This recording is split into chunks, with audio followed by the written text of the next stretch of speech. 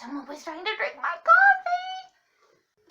coffee. Got my get out your fat pants mug. My older daughter gave me this mug last year for my birthday. Oh, that reminds me. Today's my birthday. Frugal Mommy is now 56 years old. I thought she was 80. I know. Go Scorpios. Well, Scorpio tail action, like flick it. Flick it. You know how their tails go? Like scorpions. Okay, never mind. So, all right, wait. So what are we doing here on the floor with the food? And the violin case that I need to move away. It's a little update to my prepper pantry. I have some new stock to add in to the supply. I need a new box. I need a couple boxes, I think. Low boxes that would slide under a bed. I do have access to a lot of boxes, of course, with the dumpster diving and all that. But this has to be a clean box. If you're going to be a box that holds my prepper pantry stuff, you have to be a clean box. So I have to get a very good box. Or, you know, a plastic bag. I don't know what I'm doing with my coffee out there. So, prepper pantry sitch here. This is my latest edition. I'll show you kind of what I have already. It's really not that exciting. What I find is I have a lot of canned veg, canned beans, a lot of beans, canned fruits, some canned meats, and other things that I've stockpiled in the past in the prepper pantry. There's been a lot of pasta, but then I'll find that in the downstairs reel, I'm making supper pantry. There's no pasta, so I'll come up and raid the prepper pantry sometimes. So actually, I just got some pasta. I gotta start resupplying the pasta sitch. So anyway, I had reorganized my little prepper supplies a while ago, so I was starting to see gaps. That's the thing, I guess. You got to review what you have and identify the gaps. Now, in the realm of prepping, like, we're the family who's probably going to be taken out within the first 72 hours. Like, we are not the ones who are surviving the apocalypse. I've recently had to accept that in our current situation. Have you all watched the Prepper Show on Netflix? So, it's very interesting. I recommend it. But, in a nutshell, what it is they will focus on a family or group of preppers. They'll explain what they're prepping for, because people have different ideas in their heads of, like, what is the big shit hit the fan scenario that's going to require all this prepping? Like, what is going to happen? So some people are prepping for rise of sea levels and mass flooding. Some people are prepping for a series of tornadoes, some for famine, for pandemic, for social upheaval following economic collapse. You know, all the different things people prep for. And then when people go through all their preps, everything they have, all their systems in place, their bug out camp, their 15 different modes of transportation and escape, and then they get judged on how good their preps are and how long they could survive. And you see this stuff and you're like, holy cow, people do take this really quite seriously and put a lot of time and money and effort into it. We have not done that. What we're prepped for is more like if there was a blizzard and we couldn't get to the store for a couple of weeks. That's more our level. So with that in mind, I got some things recently to add to the kind of standard, not that interesting stuff, which maybe I should show you that first. See where we were, and then see what we're adding. I know, very exciting. The point of all this being that, oh my God, it's all the cans of chicken from the dumpster dive when I got 39 cans of chicken, and they're here. See, there they are. First, let me just quickly show you the other stuff. Okay, so basically what I already have. I've got this bin of canned foods with a couple of jars of pickles.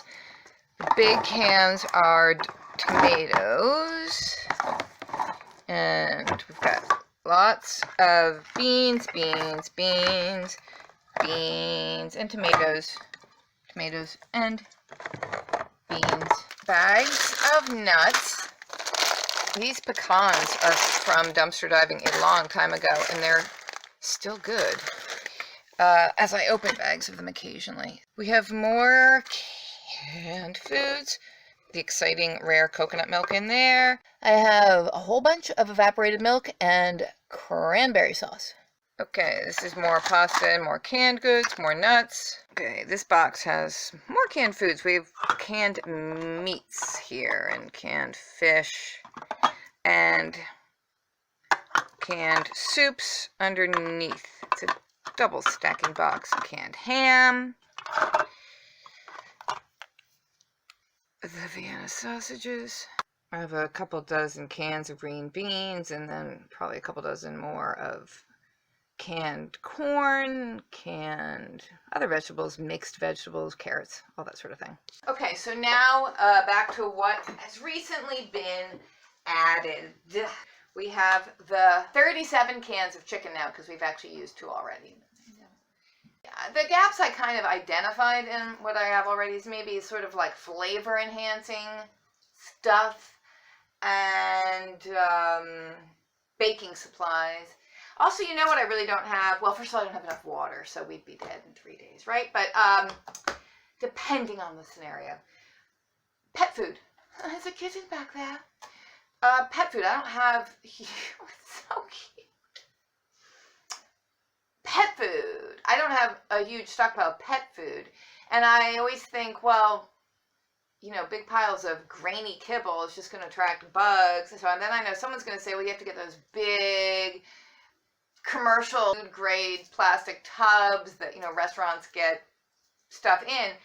But are they really bug proof? That's what I want to know. You know, if the lid's been popped and you put your cat food in there and whatever, and you have bucket after bucket after bucket of, like, really bugs can't get in there. Really? Like, I don't know.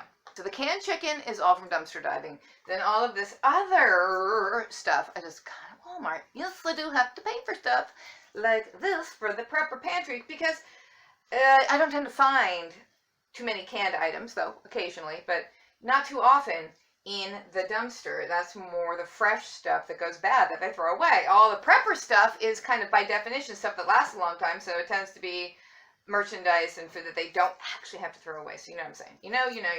So in the realm of flavor enhancement for my emergency cookery, Thai Kitchen red curry paste, 2 red curry pastes and 1 green curry paste, plus a Thai Kitchen pad Thai sauce.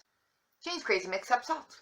4 2-pound boxes of elbow noodles. I actually had more that I purchased to go in the prepper pantry, but I already pilfered it for normal evening cooking. 2 bags of Splenda because we want to keep things sweet when the apocalypse comes. Zombie apocalypse, obviously. 2 bags of chocolate chips. I like the mini morsels. I don't know about you, but I just find the miniature chocolate chips to be so much more delightful than the regular size chocolate chip. Got a big box of the microwave popcorn. This, which I don't normally buy, I like just to get a bag of popping corn and pop it on the stove. But I got this because I just thought the fun little luxury of microwave popcorn during some kind of emergency scenario would just be such a morale booster. This is a morale booster.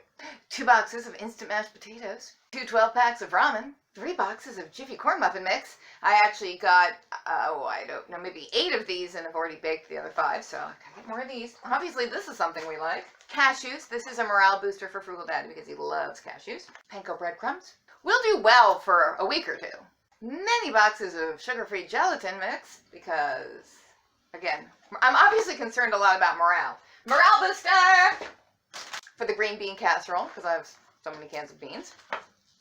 Oh my gosh. 2 pankos! I didn't realize I got 2. 2 panko breadcrumbs.